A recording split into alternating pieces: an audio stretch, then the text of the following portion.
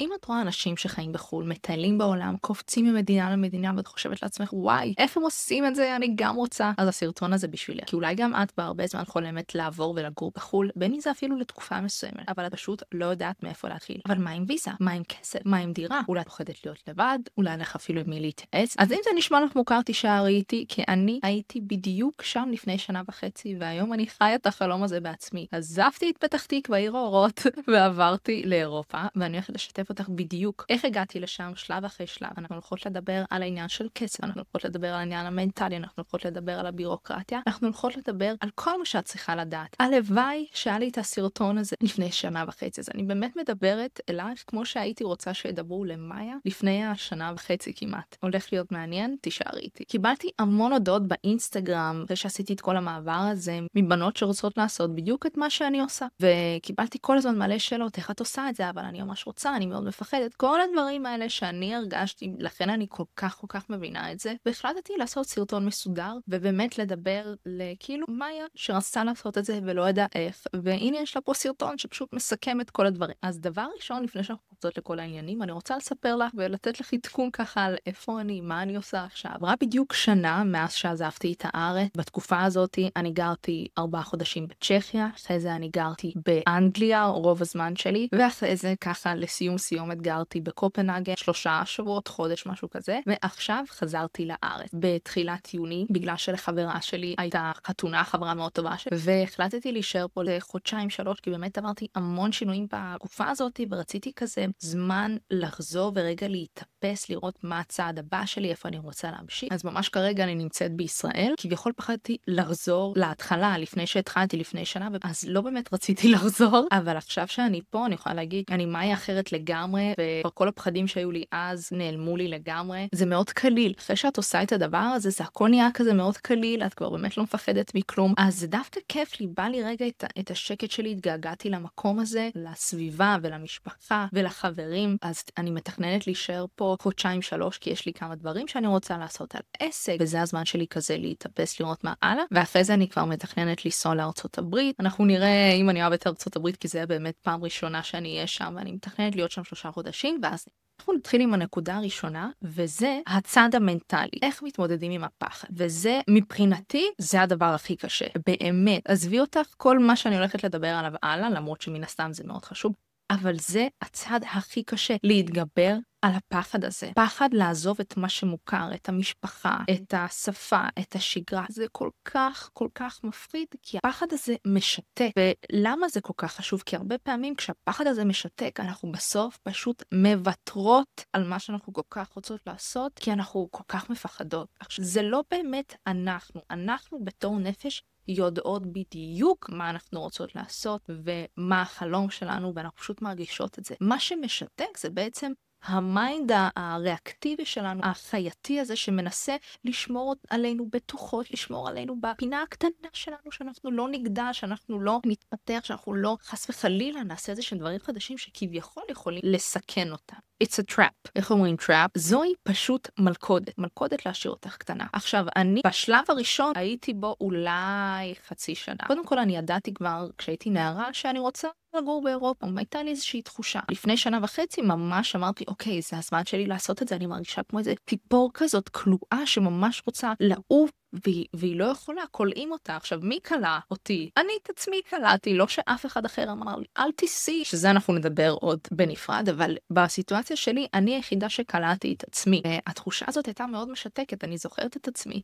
פשוט יושבת ובוכה, ואני כל כך רוצה לעשות את זה, אבל כל כך פחדתי. היו לי כל כך הרבה סימני שאלה בראש, והמוח מנסה ממש לתכנן הכל לפרטי פרטי, ותני לי להגיד לך משהו, אי אפשר לתכנן הכל במדויק לעוד חצי שנה קדימה. אנחנו יכולות שיהיה לנו איזשהו רעיון, איזושהי מטרה, אבל ברגע שאת פורצת דרך פחד הזה, ואני יכולה להגיד לך מניסיון שאת באמת לא תקלטי בכלל מה עוד חצי שנה, החיים שלך יכולים להשתנות לגמרי, וזה בדיוק מה שהיה לי. אז איך מתמודדים עם הפחד הזה? קודם כל, כל קיבלנו אותו, אנחנו מבינות, וזה לגיטימי לגמרי. את לא חריגה, אני לא הייתי חריגה, זה צעד שהוא גדול, זה צעד שהוא מפחיד, לא כולם יכולים לעשות את זה, אבל אם את יודעת שאת רוצה, את הולכת לעשות את זה נקודה. עכשיו השאלה, מתי ואיך? אז קודם כל מה שאני ממליצה לעשות זה לעבוד בהדרגה. אם את הולכת לעשות את זה לבד, אני עזבתי לבד. קודם כל לבד זה הרבה יותר קשה, כי את לבד, כולנו מבינות את זה. אם את עם בן זוג, מדהים. אם את עם משפחה, עוד יותר מדהים. דבר ראשון, אנחנו מקבלות את הפחד, אנחנו מבינות, אנחנו מודעות עליו, אנחנו אומרות, אוקיי, אני מבינה שאני, כביכול המוח שמנסה לעצור אותי, בסדר. אנחנו נתגבר על זה ואנחנו נעבור צעד צעד. מה שאני ממליצה לו זה קודם כל, לפני שאנחנו עושים את הקפיצה הגדולה הזאת למים, כי זה באמת מדרג שהוא מאוד גבוה, לעבור לחו"ל לבד, זה להתחיל לעשות דברים לבד כבר בארץ, כדי שהתחושה הזאת תתחיל להיות מוכרת. כמובן שזה לא אותו דבר, אבל אנחנו כאילו כבר מאמנות את עצמנו. התחושה הזאת של אני לבד, ובסדר לי, זה לא יכול להיות עכשיו הכי כיף בעולם, אבל סבבה לי, את מאמנת את עצמך.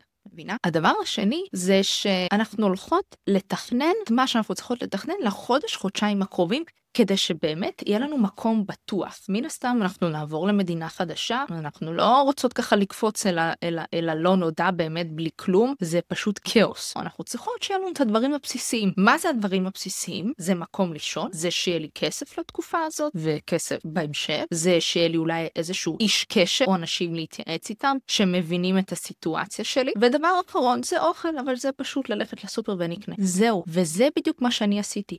ככל שאני ניסיתי להיכנס יותר עמוק, ונכנסתי ממש לבלבלות, מה יהיה? אבל מה נעשה? רגע ככה, התחיל להיות לי סלט, אמרתי, סתמי את הפה, לא אוכל לשמוע את זה יותר. מה שאני עושה, אני קונה כרטיס, one way ticket, זה היה לי ממש בשוום כזה, כי לא יכולתי כבר לשמוע את עצמי. מצאתי לי מקום לישון, והיו לי כמה אנשים שדיברתי איתם.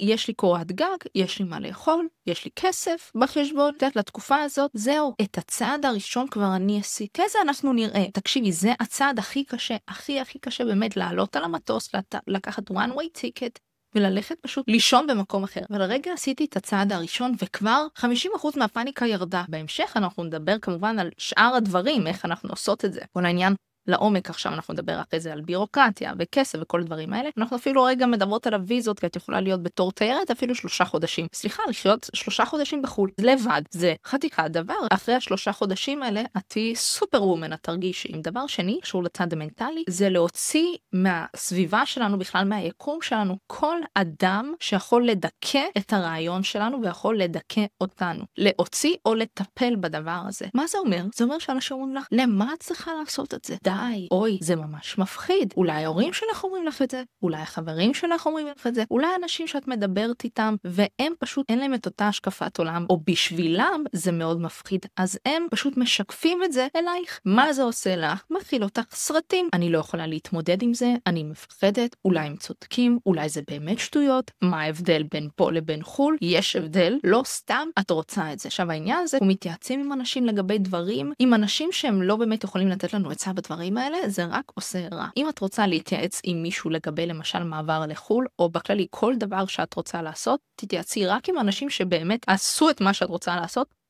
והצליחו. אלא אם כן מי הסתם זה ההורים שלך או אנשים מאוד קרובים. לא מתייעצת, את אומרת, זוהי הבחירה שעשיתי, אני רוצה לעבור לגור בחול לתקופה מסוימת. את כמובן לא פשוט זורקת את הפצצה הזאת, את מדברת, ואם הם מנסים איתך לדכא אותך, להוריד אותך מהרעיון, את מטפלת בזה בכך שאני מאוד מבינה את כל החששות שלכם, אבל קודם נותנת להם באמת הבנה שאת שמעת מה הם אמרו לך, ואני בטוחה שהם רוצים לטובתך, לא כולם, אבל הרבה מהם עושים את זה באמת כי הם מפחדים, והם לא רוצים שגם את תפחדי, והם לא רוצים שגם את תיכשלי. באמת מבינה את החששות שלהם, את אומרת להם, תודה שאתם באמת דואגים לי, תודה, אני באמת שמעתי, ואני מבינה את כל החששות ואת כל הדאגות. עדיין, זה מה שאני רוצה לעשות, וזה מה שאני הולך לעשות, ואני מבקשת שאתם תכבדו את זה, ואני מבקשת שתתמכו בי עד כמה שאתם יכולים, ואם אתם לא יכולים לתמוך, לפחות אל תורידו לי מהחוויה, אל תורידו אותי מעניין, כי זה מה שבחר. וכשאת באמת מטפלת בזה בצורה טובה, עם באמת תקשורת טובה, אנשים מקבלים את זה, ואם זה אנשים שהם לא באים בטוב, הם באמת בכוונה של להוריד אותך, אז את פשוט חותכת את העניינים עם האנשים האלה. כולנו יודעות על איזה אנשים מדובר. אם יש לך איזה בן אדם שהוא באמת רע, הוא לא מועיל לחיים שלך, הוא לא עושה לך טוב, הוא רק מדכא, הוא מוריד, הוא רק מוריד מהערך שלך, אז אנחנו באמת לא צריכות את הדבר הזה, ואת פשוט אומרת תודה רבה, כרגע אני רוצה פחות לתקשר, או כרגע אני פשוט לא רוצה לתקשר, זוהי הבחירה שלי וזה הכל. אבל דבר ראשון זה באמת ולכבות את כל הרעש הזה מסביב. כי מספיק יש לנו את הרעש הזה בראש שלנו, אנחנו לא צריכות עוד אנשים שישפיעו על הדעה שלנו, כי את יודעת מה את רוצה. דבר הבא, אם את בזוגיות, למשל, אני הייתי בזוגיות כשיצאתי, אני כבר לא בזוגיות. עכשיו, זה דבר שהוא מאוד חשוב, כשאת עם הבן זוג שלך, מן הסתם לשקף את זה בתקשורת. מה אתם תעשו? האם אתם עוברים ביחד? האם זה אומר שאתם נפרדים? האם זה אומר שאתם ממשיכים? האם אתם עושים ב-long distance? אנחנו בהתחלה דיברנו שאנחנו נסתדר, אנחנו נעשה long distance, ואז כשאני כבר הגעתי לחו"ל, אני הבנתי שזה לא נכון בשבילי, ולכן אנחנו נפרדנו. בגלל שהיה לי גם בן זוג, כמובן אני לא מאשימה בדברים כאלה, אבל זה למה מאוד לקח לי הרבה זמן לקבל את ההחלטה הזאת, כי הוא יש לו את החיים שלו פה, ואני ממש פחדתי לעשות את הצעד הזה, כי הייתי מן הסתם בזוגיות. אני שמחה שקיבלתי את ההחלטה הזאת. אנחנו לא מבטחות על דברים שאנחנו באמת רוצות. עכשיו אני לא אומרת, עכשיו תזרקי אותו על כל פיפס. לא, אבל אם זה משהו שהוא באמת באמת חשוב, ואת רואה שאתם לא מסתדרים, אתם הולכים באמת לכיוונים נפרדים בדברים האלה, צריך לקחת את הדברים האלה בחשבון, וכמובן, קודם כל, תקשורת טובה וכנה ופתוחה, היא באמת יכולה לפתור 95% מהדברים. וכמובן, כשאת עוברת לשם, דברים יכולים להשתנות. היקום שלך משתנה, כי את משתנה, כי את פשוט עבר דרך הפחד הזה וגילית מישהי חדשה. ואני ראיתי שהזוגיות הזאת היא לא מתאימה לי, ואני רציתי דברים אחרים, וזאת ההחלטה שהגעתי אליה. בצד המנטלי עוד הייתי שואלת את עצמי, למה אני רוצה בכלל לעשות את זה? למה אני רוצה לעבור לחול, וממש לרשום את הדברים האלה מול העיניים ולקרוא אותם, ולהבין אם אני לא עושה את זה, אני מוותרת על כל הדברים האלה. הדבר הבא בצד המנטלי, ובאמת מאוד חשוב, זה למצוא איזשהו איש קשר שאת יכולה לדבר איתו ולתקשר איתו על הדברים האלה. עכשיו, אולי זה כבר בן אדם שגר במקום שאת רוצה לעבור לגור, חבר, מכר, לא חייבים להיות בסטיס, משהו שהוא יציב, שאת יכולה להתייעץ איתו על הדברים האלה, את יכולה לשאול אותו איזה שהם דברים. נכון, לפני זה אמרנו, לא להתייעץ עם אנשים שבאמת לא מבינים את הסיטואציה שלך. אז עכשיו אנחנו כן רוצים מישהו, לפחות אחד, שיבין את הסיטואציה. הוא לא חייב להיות אקספרט, משהו יציב, שיש לך קו תקשורת איתו במידה ויש צורך, ויש לך כזה,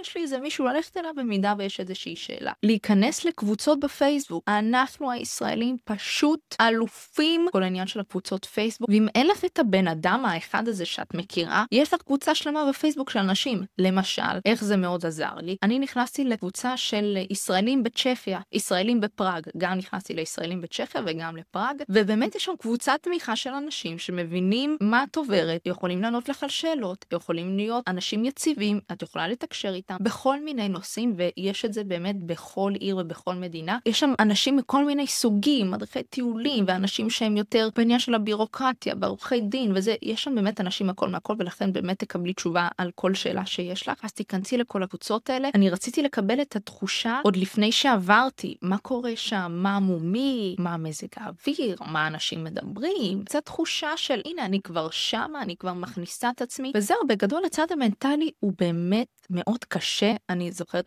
עצמי פשוט ימים וחודשים בכיתי, אני כל כך רוצה לעשות את זה, אבל אני לא יודעת. אבל הדרך התמודדות עם השלב הזה היא מאוד קלה, והיא באמת תכלס פשוט לעשות את זה, לא משנה מה כל הרעש יש מסביב. אין מה לדעת, יש רק לעשות. כסף, איך לממן את החיים בחו"ל. זה הדבר ששאלו אותי הכי הרבה, וזה באמת אחד הדברים שאני תמיד התעניינתי באנשים שעוברים לגור בחו"ל, אבל מה אתם באמת עושים? איפה את עובדת? ממה את מרוויחה כסף? מה את עושה? איך זה יכול להיות? אז פה אני הולכת לדבר על הכל, את כל הג'וס אני הולכת להוציא. אז דבר ראשון, איזה אופציות יש לנו כשאנחנו רוצות לעבור לגור בחו"ל? יש לנו תכלס שתי אופציות. אחד, זה להיות פרילנסרית, זה להיות עצמאית, שזה מה שאני, ואני אסביר אחרי זה לעומק. שתיים, זה לעבוד באיזושהי חברה. עכשיו, בתוך השתיים הזה, יש לנו גם שתי אופציות. אחד, או שאת באמת עובדת באיזושהי חברה מסוימת בארצות הברית, למשל, את מגישה מועמדות לאיזושהי חברת הייטק בארצות הברית, שאגב, אני מכירה אנשים שעושים את זה, ואז הם מסדרים את הוויזה הזאת ככה. או שתיים, את עובדת באיזושהי חברה בארץ, ויש להם איזשהם סניפים או איזשהם שלוחות בחול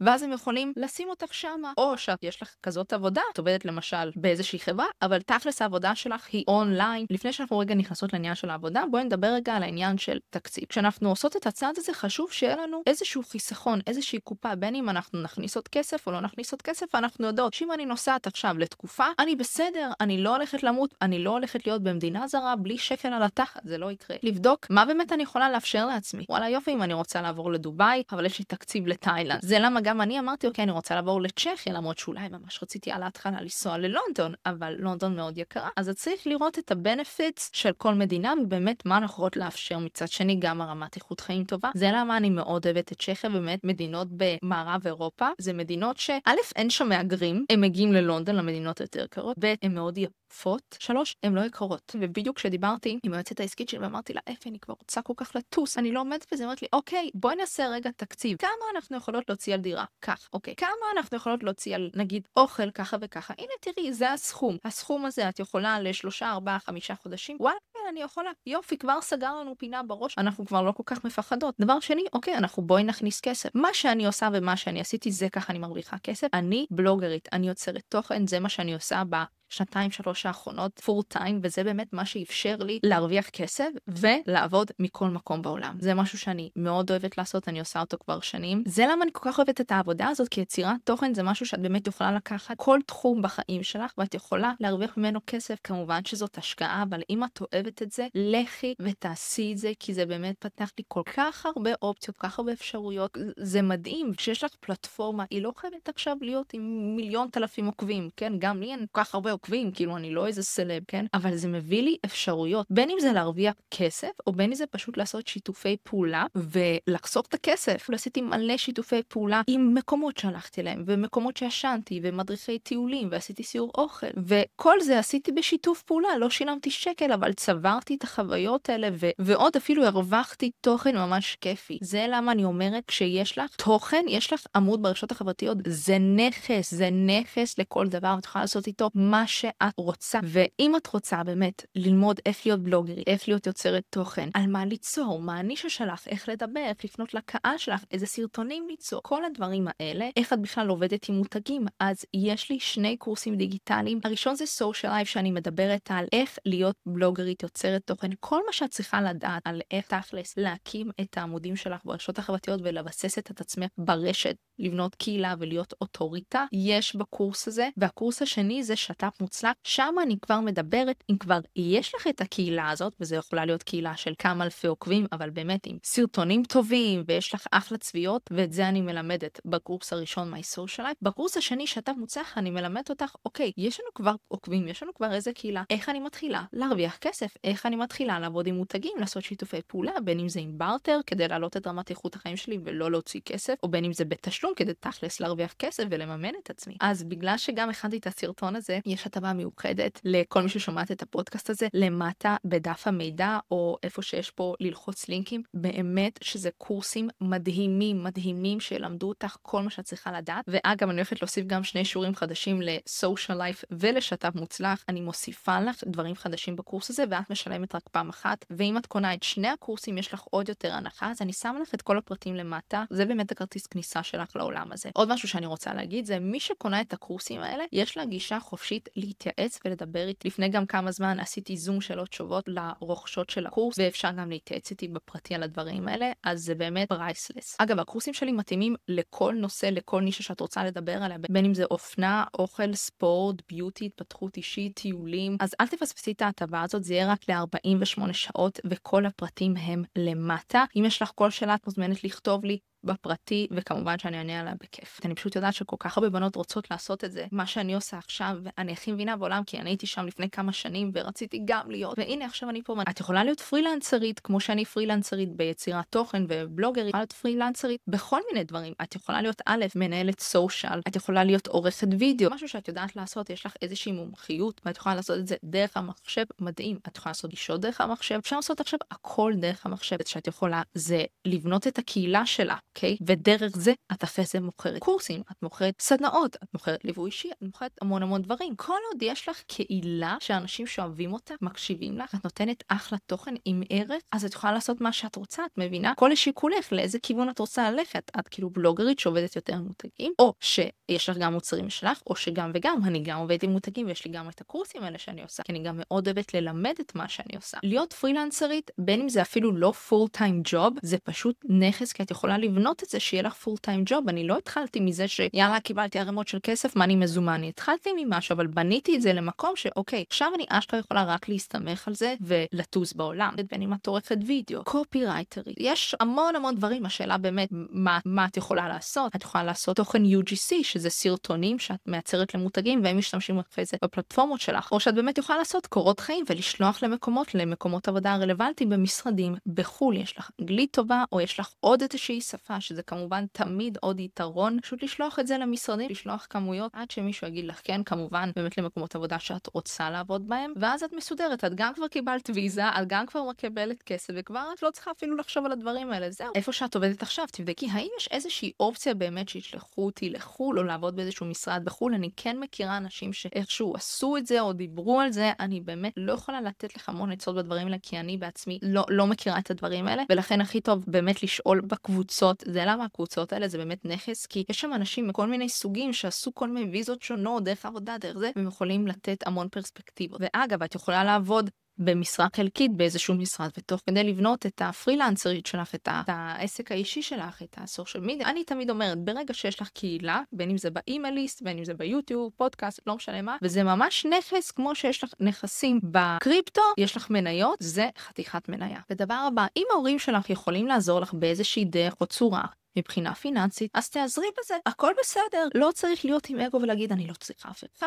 אני יכולה לבד, מדהים, את באמת יכולה הכל לבד. אבל כשיש לך עזרה שהם יכולים פיננסית אשכרה לעזור לך, תנצלי את זה. למה לא? לפחות אולי בהתחלה. אבא שלי הביא לי כמה מאות דולרים, $300, $400, $500 שהיו לו ככה במזומן שיהיה לי, אבל ההורים שלי כלכלית, הם לא יכלו באמת לעזור לי באיזושהי צורה, אז אני באמת הסתדרתי 100% לבד מהשנייה שעשיתי את זה, וזה כבר ככה שנים. אבל אם להורים שלי הייתה את האופציה, אז הייתי מבקשת מהם, תעזרי בהורים, הורים שיכולים ורוצים, הם לא עכשיו להוציא מהם כסף, אבל אם הם באמת רוצים לעזור לך, תקבלי את העזרה הזאת באהבה. זה אגב אחד הדברים הכי נשיים שיש. מקבלת עזרה, את מכילה את זה ואת ממש מעריכה ואומרת תודה. סגרנו את הפינה עם הכסף, עניין הבירוקרטיה, כל מיני אישורים, ויזו. אז דבר ראשון, אם יש לך פספורט, כל פספורט אחר, זכית, ברכותיי. אם יש לך דרכון אירופאי, אז באמת קצץ לעצמך את כל הכאב ראש, לפחות ב-90%, כי את יכולה לעשות מה שאת רוצה. אני אין לי את הפריבילגיה הזאת, יש לי רק דרכון רוסי, אני רוסיה שלמה, ולכן הדרכון הזה לא באמת עוזר לי. פה נכנסתי קצת ליותר בלבלות, כי אין לי שום ויזה. מה אני אעשה? אם יש לך אופציה להוציא כל דרכון אירופאי, תוציא את הדרכון הזה נכס, ואז את לא צריכה בכלל לחשוב, אני חוקית, אני לא חוקית, את חוקית. כל עוד יש לך את הדרכון, אז יש לך אזרחות, כמו חברה שלי, אמא שלה אמריקאית, נסעה לאמריקה, לא צריכה לחשוב על הדברים האלה, יאללה ביי. אנשים ויש להם דרכון אירופאי, מקסים באמת, אתם יכולים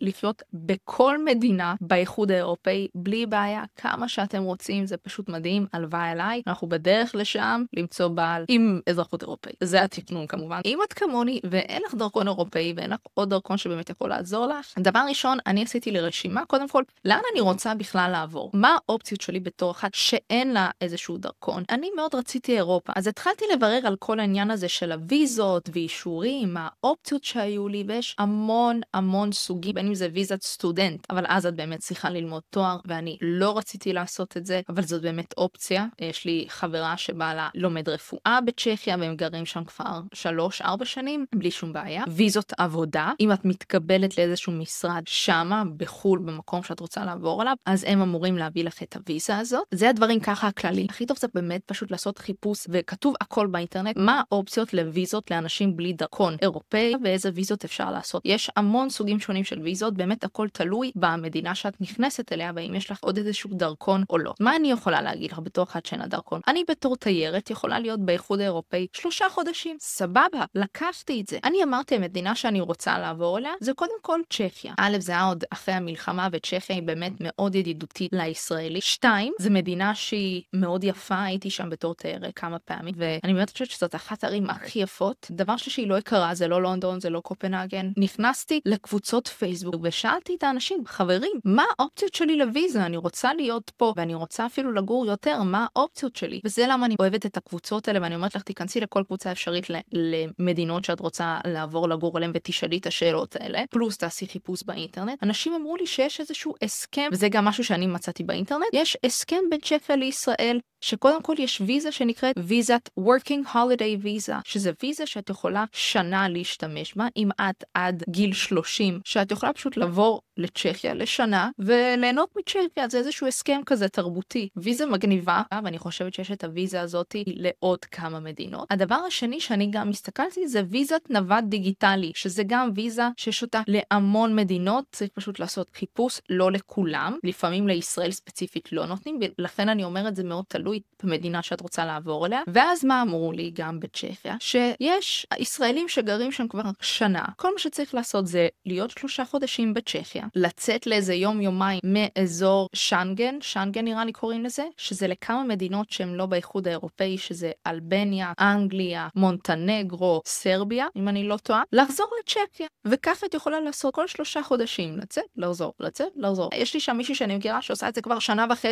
כל 3 חודשים היא יוצאת לאלבניה, עושה לה סופש כיפי, חוזרת לצ'כיה. אז אמרתי, יאללה, מגניב, אני אקח את זה. לא רציתי אפילו להסתבך עוד עם איזה שהם ויזות וזה, כי כבר רציתי לעשות את הצעד הזה, כי כבר הרגשתי שזה הזמן שלי לפרוץ, ואז אני אסתדר. את מבינה? תעשי רשימה של מקומות שאת רוצה לעבור עליהם, מבחינת כמה דברים, מבחינת מחיה, מבחינת אנשים, מבחינת בטיחות, מבחינת אולי יש לך אנשים שאת מכירה, למשל יש לך איזושהי משפחה, קבוצת חברים באנגליה, מגניב, אז תתחילי משם, כי זה הרבה יותר קל להגיע למקום שכבר את יודעת, יש לך שם את האנשים האלה. ותעשי חיפוש באינטרנט, מה האופציות לוויזה, מה את יכולה באמת לעשות, יש הכל בצ'אט GPT, איזה אישורים את יכולה, אם את רוצה ללמוד משהו מדהים, תשתמשי בזה, כי זה באמת הדרך הכי קלה להוציא ויזת סטודנט. אגב, בארצות הברית יש גם איזושהי ויזה שבדיוק דיברתי על זה עם דוד שלי לפני כמה זמן, כי אפשר עכשיו לנסוע לארצות הברית רק ל3 חודשים, נכון? לפני זה שאת צריך להוציא ויזה, היה אפשר 0.5 שנה, עכשיו לא צריך להוציא ויזה, ותודה לאל, אני גם חיכיתי בכוונה, אפשר 3 חודשים, והוא אמר לי, אם את רוצה להישאר יותר,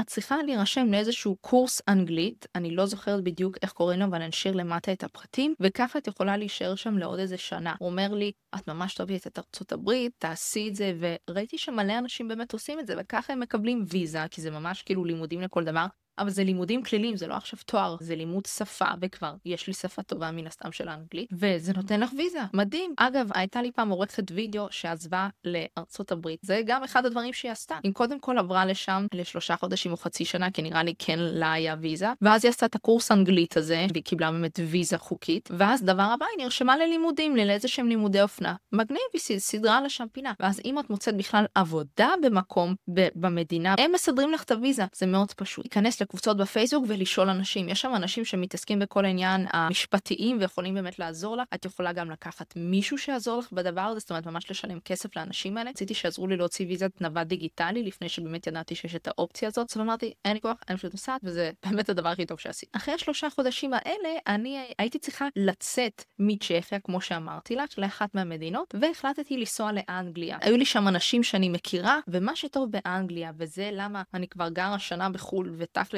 אין לי שום ויזה, אני כביכול תיירת. באנגליה את יכולה להיות 0.5 שנה בלי ויזה בתור תיירת. ואני מכירה גם אנשים שם שהיו 0.5 שנה, יצאו לאיזה תקופה, אפילו זה יכול להיות כמה ימים, אבל לפעמים עושים איזה שבוע, וחוזרים לעוד 0.5 שנה. אני מכירה אנשים שעושים את זה כבר 1.5 שנה, 2, את מבינה? זה למה אני לא הייתי כל כך לחוצה על העניין הזה של להוציא איזושהי ויזה. באתי לאנגליה באוקטובר, בנובמבר יצאתי כי נסעתי לספרד עם אבא שלי, חזרתי לאנגליה ואז נשארתי 0.5 שנה, אז תכלס הייתי שם 7 חודשים עד מאי, ואז במאי אני נסעתי לקופנהגן, ששם זה כבר רגיל, את יכולה להיות שם פשוט 3 חודשים, ועכשיו חזרתי לפה לארץ ואני פה עוד 1 חודשיים. אז זה משהו שרציתי לציין על אנגליה, ואת יכולה לברר בעוד איזה מדינות, איזה יש עוד דברים כאלה, שיש ויזה שהיא קצת יותר ארוכה. ועכשיו אנחנו עוברות לדבר הבא, שזה מגורים. אין מוצאים דירות בחול? כשאנחנו מדברות על איזושהי תקופה שהיא יותר קצרה, אף אחד לא באמת יחתום איתך חוזה, ולכן אנחנו נסתכל על מקומות כמו Airbnb, או יש עוד כל מיני אתרים, תלוי במדינה שאת הולכת אליה, שיכולים באמת להשכיר לך דירה לתקופה קצרה. והדירה הראשונה שלי, שזה היה ממש לחודש, אמרתי לך, קניתי דירה שיהיה לי לגור חודש, כדי רגע להתמקם ואז לראות מה הלאה. מצאתי דירה ממש מקסימה עם שותפה, הייתה לי איזה, או בין 4,000 ל-5,000 שקל, שזה גם ממש יקר בשביל רק חדר. יש עוד כל מיני אפליקציות ודברים כאלה, זה את יכולה לבדוק באינטרנט בצ'אט GPT. הבאס זה שכמובן המקומות האלה הם יהיו יותר יקרים בגלל שזה רק לתקופה קצרה. או משהו שאני מאוד אוהבת, זה לקחת סאבלטים. עוד פעם, אנחנו משתמשים בקבוצות בפייסבוק האלה, שזה פשוט נכס, ולא רק של ישראלים. אגב, אני נכנסתי כשהייתי בצ'כיה גם לקבוצה של ישראלים, אבל גם מצאתי עוד איזושהי קבוצה לרנטינג רום, סאבלטס, כל הדברים האלה. ובפוקס זה היה פשוט באמת מדהים. אני פשוט זימנתי את זה לגמרי. מצאתי מישהי ישראלית מקסימה בשכונה הכי מהממת שיש בפראג, שהיא מסבלטת את הדירה שלה ל3 חודשים, כי היא טסה בחזרה לארץ לחופשה. נגמר לי החודש ב-Airbnb, ובדיוק נכנסתי ב3 חודשים האלה, וזה היה מחיר הרבה יותר טוב, כי זה פשוט סאבלט. זה הייתה דירה מהממת, עלה לי איזה 3,400 שקל, שזה מחיר צצה, והיו מלא אופציות אגב לסאבלטים, מלא אנשים תמיד מסבלטים את הדירה שלהם, בין אם זה לחודש, או באמת לכמה חודשים, אבל הדבר הבא, אם כבר באמת יש לך ויזה, לאיזה שנה, או ויזת עבודה, או ויזת סטודנט, שם את כבר יכולה באמת אשכרה להשכיר דירה, עם חוזה מסודר. א', גם בקבוצות בפייסבוק, כמעט תמיד יש אנשים ישראלים שזאת העבודה שלהם, שהם מתווכים, וככה באמת אין לך גם את המחסום עם השפה. אני גם בדקתי את האופציות האלה, כי בהתחלה רציתי להשכיר דירה לאיזה חצי שנה. אגב, מצאתי אופציה לחצי שנה, אבל בסוף אמרתי, טוב, אני אקח את ה3 חודשים האלה, ואחרי זה נראה לאן אני אתקדם, וטוב שעשיתי, כי לא, נשארתי שם בדיוק 3.5 חודשים, ואז עזבתי. זה הכי טוב כשאת מוצאת איזשהו מתווך שעוזר לך בדברים האלה באמת למצוא דירה עם חוזה, אבל את צריכה לבוא אליהם שיש לך ויזה ואת באמת תהיי פה בצורה חוקית. והדבר האחרון והמאוד קריטי זה להשתקע באמת עניין של שגרה וחברים. הדבר הכי חשוב כשאת עוברת לחו"ל, במיוחד כשאת עוברת לבד, גם אם את עוברת עם בן זוג, זה באמת למצוא איזושהי קבוצה להשתייך אליה. איפה מוצאים חברים? את מוצאת חברים בבית ספר, שכנים, את מוצאת חברים דרך העבודה. אם את למשל עובדת שם במשרד, אז מדהים, כבר יש לך איזושהי סביבה של את יכולה להכיר אנשים, הם יכולים להכיר אנשים, שיכירו אותך לאנשים, כל הדברים האלה. אני הייתי לבד, עצמאית, אני קצת עובדת לבד על המחשב, אין לי סביבה כלשהי. אז אמרתי, אוקיי, אני צריכה ליצור לעצמי סביבה. מה, איפה את עושה את זה? א', שוב, קבוצות פייסבוק. את יכולה להתחבר עם ישראלים שבחול, בארץ ישראלים כביכול שונאים אחד את השני. בחול אנחנו הכי קרובים בעולם, ובכל מדינה שאת טסה לה יש קבוצה של ישראלים, ותמיד יש מפגשים, תמיד יש איזה דברים, אז תתחברי עליה. לא רק בעברית. אז יש המון אנשים שגרים, שבאים לעבוד, או שהם נוודים דיגיטליים, והם גם רוצים חיי חברה בדיוק כמוך. יש תמיד מיטאפס, וזה ממש מגניב למצוא ככה מלא אנשים חדשים, ואת באמת צריכה להיות פתוחה. לא כולם יהיו הבסטיס שלך, אבל זה טוב שיש לך אנשי קשר, שיש לך תקשורת עם אנשים שונים. זה יכול לעזור לך בזה, זה יכול לעזור לך בזה. את זה את שואלת לגבי משהו, הוא מכיר אותך לעוד אנשים. הדבר השני זה פשוט ללכת לעבוד למשל ב-WeWork, שזה מקומות עבודה משותפים, כדי למצוא תחומי עניין משותפים עם אנשים שאת באמת רוצה להיות. למשל, תירשמי לאיזה חוג.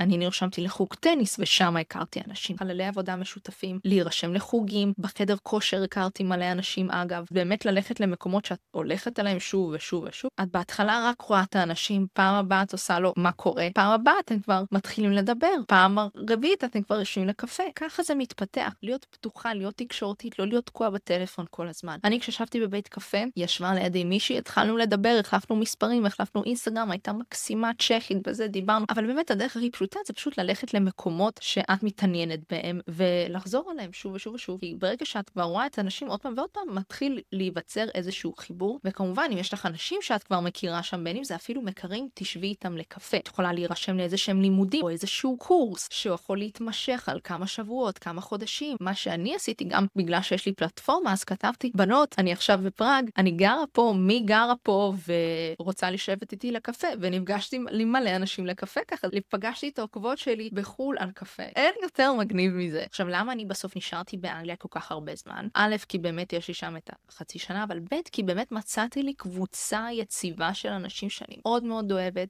חלקם ישראלים, חלקם לא שגרים שם, ובאמת הרגשתי חלק ממשהו. אחד הדברים שלפעמים קשה לך זה כשאתה לא מוצא את עצמך חברתית. אז למשל בהתחלה באתי לפראג, אבל באמת הייתי לבד, למרות שבאמת שמחתי. עד שמצאתי באמת את החברה שלי עדן, שאני מאוהבת בה, שהיא באמת אחת החברות הכי טובות שלי, ממש מדהימה. היא למשל גרה שם כבר הרבה זמן, והיא עדיין לא מוצאת את עצמה חברתית, ומאוד קשה לה. זה למה היא באה הרבה יחסית לארץ, כי זה עוד מאוד חשוב. באנגליה באמת מצאתי קבוצה של אנשים לא גדולה, אבל זה הרגיש לי ממש כמו בית, וזה היה ממש חשוב. שואלים אותי מלא, אבל מה את עושה עם הבדידות? אבל זה לא מפחיד. קודם כל את מבינה שאת לא רק תגיעי למדינה זרה, ואת כזה, היי חבר'ה, מה קורה?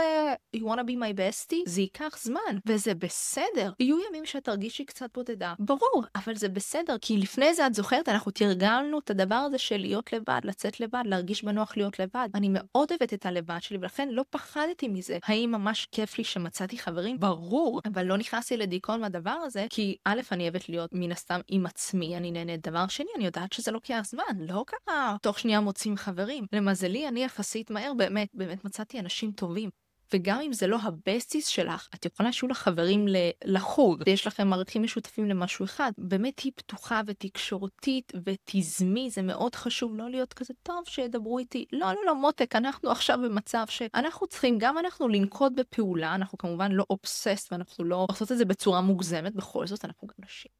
אבל את מבינה, זה מאוד חשוב גם לקחת עמדה ולהיות אקטיבית, להראות אני רוצה חברות. הדבר הבא זה באמת עניין של שפה. אם את באמת רוצה להשתלב עם המקומים ושאת גרת, חייבת לדעת את השפה של המקומים. עכשיו, נגיד בצ'כיה, אני לא רציתי ללמוד עכשיו עוד צ'כית. אם אולי באמת הייתי עוברת לגור שם, או הייתי משתקעת שם, כן הייתי לומדת את השפה. מה שאהבתי באנגליה, ולמשל בארצות הברית או באוסטרליה, שיש לך את האנגלית. אז את לא צריכה ללמוד באמת עוד שפה, אז את יכולה להתחבר ככה גם בצורה מאוד טבעית כבר עם המקומים. קודם כל באנגלית אפשר להסתדר בכל מקום, ובאירופה מדברים אנגלית מאוד טוב, במיוחד אם את הולכת למדינות שהן נגיד סתם דנמרק, את לא צריכה באמת לדעת את השפה שמה. אנשים הדנים מדברים ממש טוב אנגלית, האנגלית היא מאוד מושרשת שם, אני מכירה אנשים שגרים שם שנים, הם כבר סופר מקומיים והם עדיין לא יודעים את השפה וזה עדיין מדהים, אבל כמובן ברגע שיש לך שפה מקומית קצת אחרת. אם תייר היה מגיע אלינו, הוא היה מדבר בעברית והוא רוצה להשתקע, הוא היה מוצא את עצמו חברתית הרבה יותר מהר, ופשוט היה הרבה יותר קל להשתקע במדינה חדשה. אז אם זו מדינה שאת במילא רוצה ללמוד את השפה, למשל ספרדית. אני ממש רוצה ללמוד ספרדית, ואני יודעת שבהמשך השנה הזאת אני באמת אתחיל לעשות את זה. אז את יכולה ישר לעבור לספרד. אני גם יודעת רוסית, אז זה מאוד עוזר לי, כי השפה הזאת היא מאוד מאוד שימושית כמו אנגלית. הכי חשוב כמובן זה אנגלית, והאנגלית שלך תשתפר כל עוד אתה תתחילי להשתמש בה, אבל אני כן ממליצה להתחיל ללמוד אנגלית, זאת אומרת עם שיעורים פרטיים, כדי ככה לבסס אותה כמה שיותר טוב, לפני שאת באמת עושה את הצעד הזה. והדבר האחרון בלהשתקע זה ליצור לעצמך שגרה. הדבר הראשון שאני הגעתי לחול, הייתי כזה בהלם, באמת איזה שבועיים, הייתי כזה,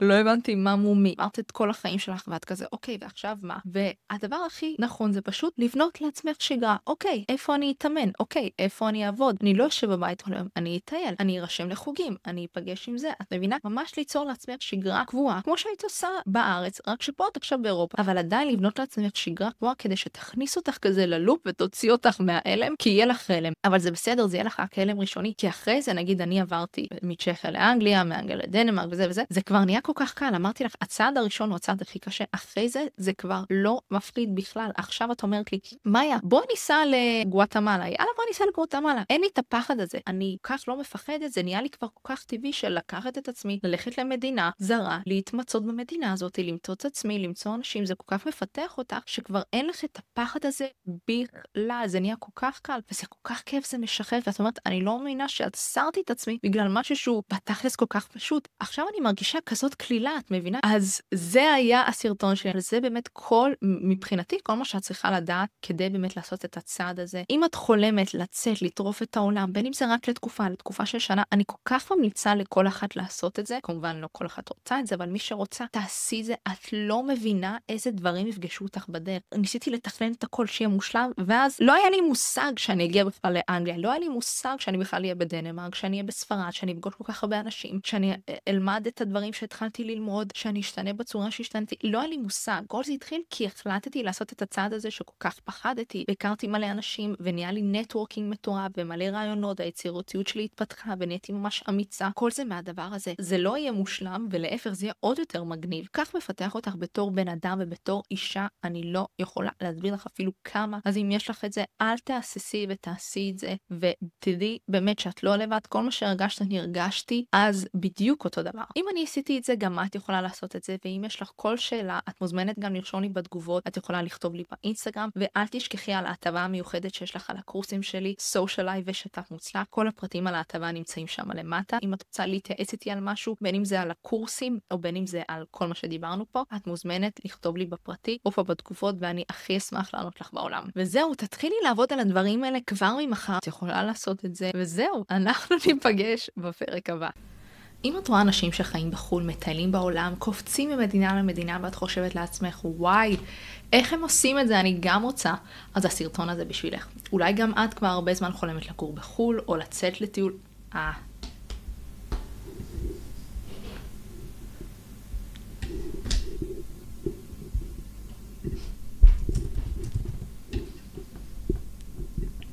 בין אם זה